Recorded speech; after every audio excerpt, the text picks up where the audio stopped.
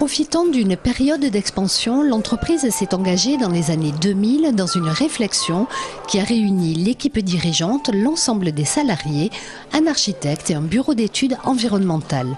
Objectif, investir un nouveau lieu en accord avec le projet d'entreprise et ses valeurs. ICOM fait un peu figure d'ovni. À l'époque, les constructions écologiques sont rares en France et dans le secteur des entreprises quasi inexistantes. C'était un des premiers projets qu'on faisait vraiment bâtiment environnemental, bâtiment durable, où on mettait dedans toutes les préconisations qu'on fait actuellement. Donc c'est quand même un des premiers projets qu'on a fait sur la région toulousaine. Et où on a pris en place la géothermie, le bioclimatisme, l'ossature au bois, il n'y en avait pas beaucoup à l'époque, les isolations, l'éclairage naturel, le confort d'été, on a travaillé aussi sur le confort d'été. Donc c'était un projet qui était exemplaire à l'époque, et d'ailleurs qu'il est toujours. J'ai sollicité mes collaborateurs et ils ont travaillé et on s'est aperçu rapidement qu'ils avaient envie d'un lieu un peu original. Et le hasard a fait que j'ai trouvé ce terrain.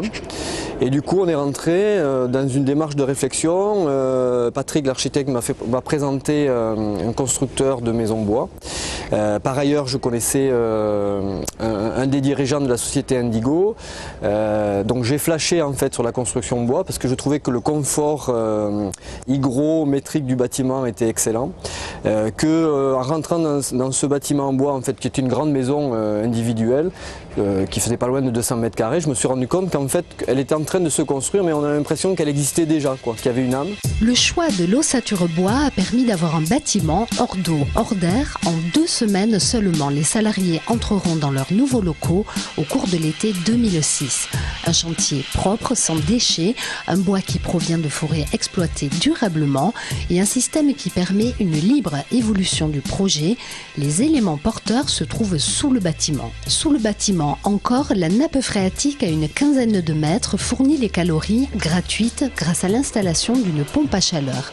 L'air plus chaud ou plus frais est rejeté à travers des grilles de ventilation.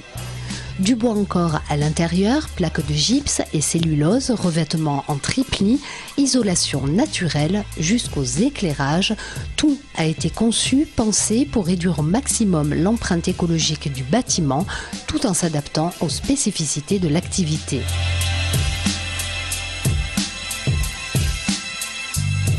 Des zones ouvertes pour les créatifs de l'entreprise, graphistes, maquettistes, web designers.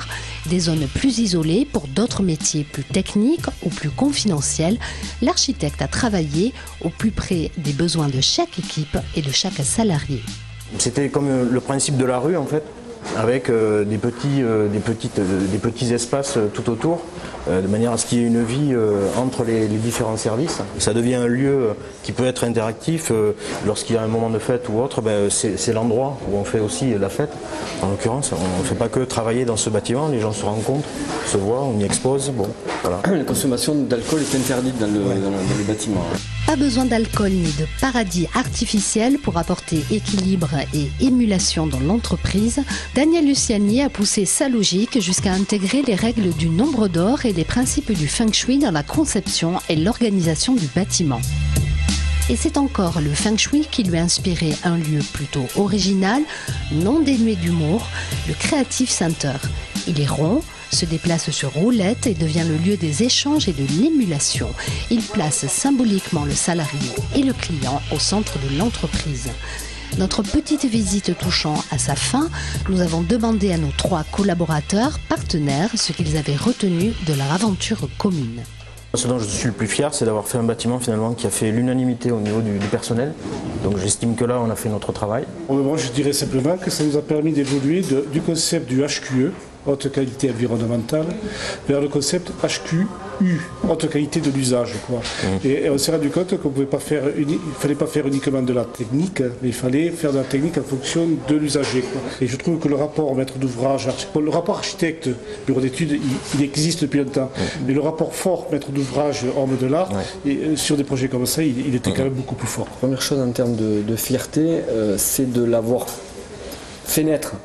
Parce que quand même faire une construction, et on le sait, c'est quand même pas simple. Deuxième fierté en fait, c'est que c'est un peu l'écrin de nos valeurs, de notre ADN.